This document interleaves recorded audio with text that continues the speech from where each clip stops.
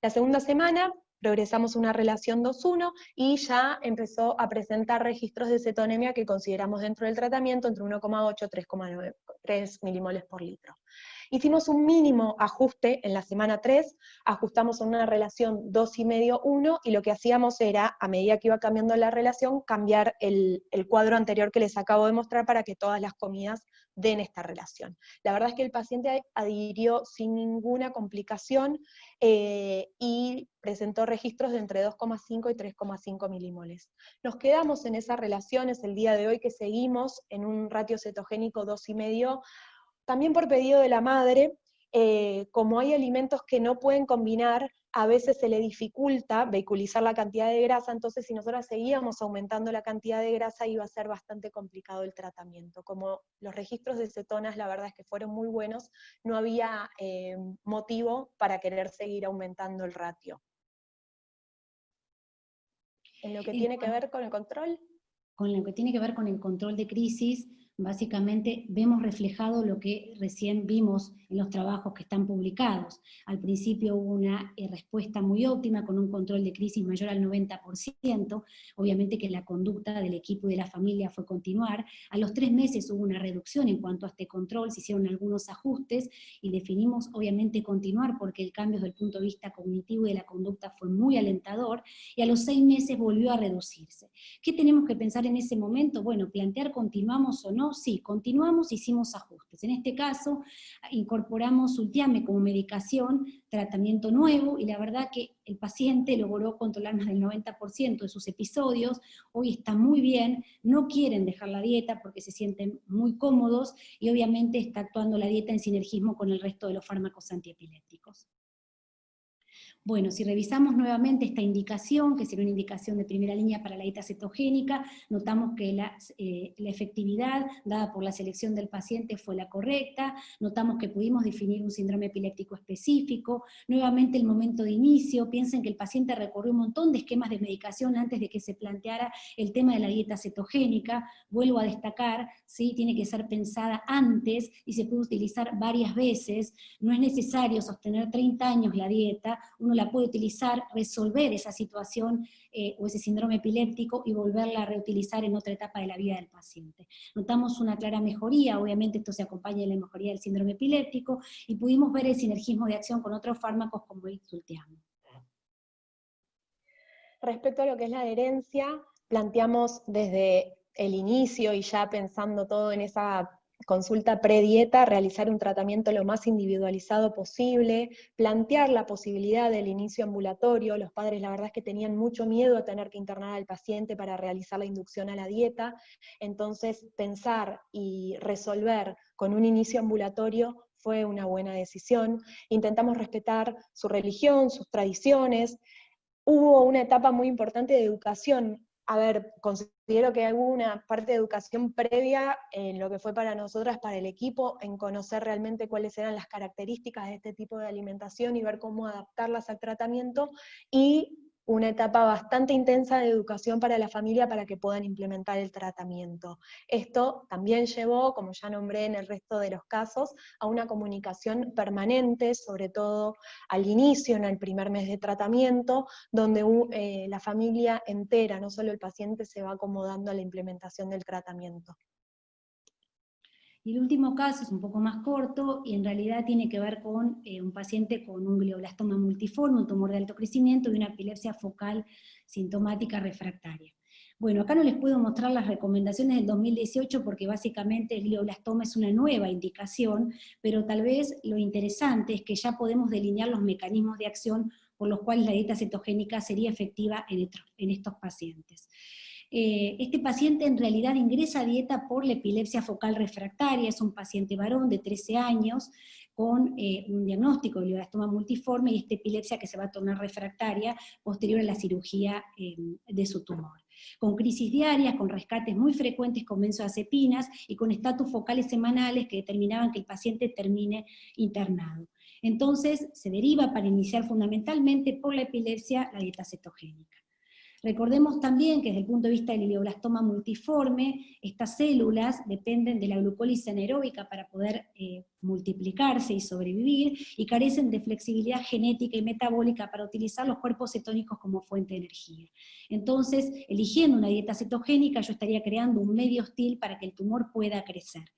El tema es que en estos casos usamos dietas habitualmente modificadas con ratios cetogénicos menores. Ahora teníamos que pensar en esta doble estrategia, poder de alguna manera utilizar este mecanismo que va a reducir la glucemia y va a equilibrar la insulina, y también ofrecerle un nivel importante de cuerpos cetónicos al paciente. Si vemos cuál es el mecanismo de acción vinculado al glioblastoma y la epilepsia focal refractaria, fundamentalmente tiene que ver con estos mecanismos de biogénesis mitocondrial y un efecto claramente antiinflamatorio. Y con respecto a la epilepsia, el resto de los mecanismos directos e indirectos, mediados por los cuerpos cetónicos y los ácidos grasos de cadena larga, poliinsaturada, y de cadena media, como conocemos, decanoico o butanoico. Esto es para que ustedes tengan un pantallazo cómo el paciente viene a la primera consulta, la polifarmacia, o sea, la complejidad del paciente luego de la resección del tumor, con un tratamiento activo con temozolomida, que es el quimioterápico de primera línea para este tipo de tumores, con 3 fármacos antiepilépticos a dosis altas y con corticoides de dexametasona a 20 miligramos por día. O sea, claramente era un desafío. Y cuando nosotros empezamos con la dieta cetogénica, por suerte el corticoide estaba más descendido, pero también sumamos carnitina, también sumamos centro y también sumamos calcio. O sea que en realidad sigue acrecentándose esta lista de fármacos antiepilépticos y otros que deben ser tenidos en cuenta a la hora de hacer los cálculos en los pacientes con esta patología. ¿Qué desafíos se nos presentaron en este caso?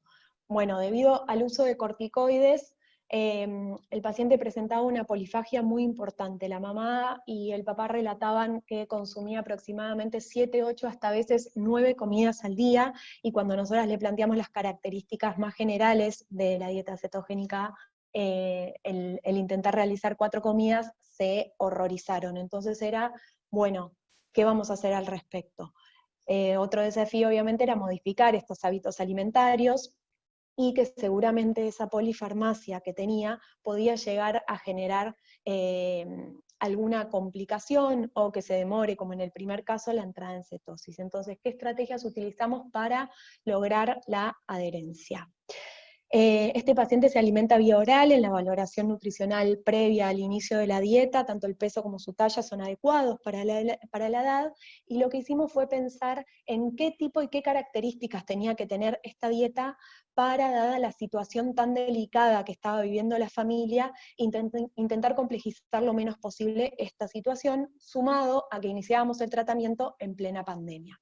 Decidimos realizar una dieta Atkins modificada para que la mamá y el papá tengan cierta libertad en el manejo de algunos alimentos, pero como recién Sol les decía, había un objetivo de también controlar las crisis, no era solamente el glioblastoma. Entonces, en algún punto, esa Atkins modificada, donde quizás uno libera más y no es tan específico con los cálculos que hace, lo que sí decidimos hacer fue, en vez de liberar completamente las proteínas, controlar la cantidad que le íbamos a dar, y también decidimos que, como aporte obligatorio dentro de lo que eran las grasas, debía estar en los triglicéridos de cadena media. Para implementar el tratamiento, lo que hicimos fue un entrenamiento vía Zoom. Para mí este Zoom fue sumamente importante porque pudimos convocar no solo a nuestro equipo completo, sino también a toda su familia, y se acercaron también al Zoom familiares y amigos. Se generó de esa manera una red de contención bastante importante que para el estado anímico de los padres fue muy importante. En este entrenamiento planteamos todas las pautas de la dieta Atkins modificada, le mandamos vía mail nuestro manual, obviamente con los ajustes que acabo de nombrar, las proteínas controladas y el aporte de triglicéridos de cadena media obligatoriamente. Hicimos mucho hincapié y hablamos mucho sobre las características de las comidas, esto que les comentaba recién, que la mamá estaba aterrada porque creía que no iba a haber manera de que Matías pase de hacer 7, 8 comidas a hacer solo 4. Le planteamos que el concepto de que cada una de estas comidas, la verdad es que tiene una cantidad de grasas muy importante, que el poder de saciedad es mucho mayor y que es muy probable que pueda sostener estas 4 comidas, y que había que intentar. En el caso de que no se pudiese, había estrategias para implementar. Y lo que hicimos, dado que la familia no es muy amiga de la cocina, fue, en vez de manejarnos con recetas que solemos utilizar en una Atkins modificada, donde no planteamos cantidades exactas, en este caso sí hacerlo, para poder guiar mejor a la familia en cómo empezar a preparar cada una de estas comidas, y que empiecen a amigarse con las diferentes preparaciones que uno encuentra en este tratamiento. Esta es la línea de tiempo del primer mes de tratamiento. El primer cambio que la madre relata a solo 48 horas de haber iniciado es el orden en los hábitos alimentarios.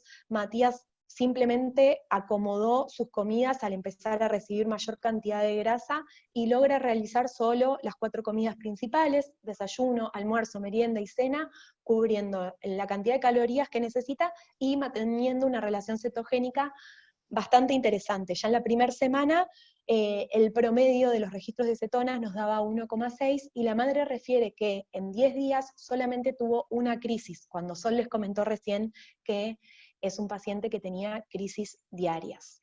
En la segunda semana, otra estrategia que utilizamos fue enviarle videos de cocina. Estamos en contexto de pandemia, yo no me podía acercar a entrenarla personalmente como solemos hacer siempre, entonces le mandamos diferentes videos de cocina preparando variedad de recetas, porque todavía manifestaba que seguía bastante perdida en plantearle variedad de preparaciones a su hijo. Estamos a un mes de tratamiento, Matías está sin crisis, el laboratorio control del primer mes, todos los valores están dentro de la normalidad. Los padres refieren mejorías en la movilidad, en el estado de ánimo, refieren que es un nene súper respetuoso en lo que es su tratamiento, al que adhirió en un 100%, respeta sus 4 comidas, y para este tipo de dieta, para mí, impresionante, sostiene registros de aproximadamente 4,35 milimoles por litro de cetonemia. Así que la verdad es que es un caso mucho más breve, pero súper lindo, pensando en que es un caso una situación bastante delicada para la familia. El haber avanzado en el control de las crisis es un punto a favor enorme en esta situación.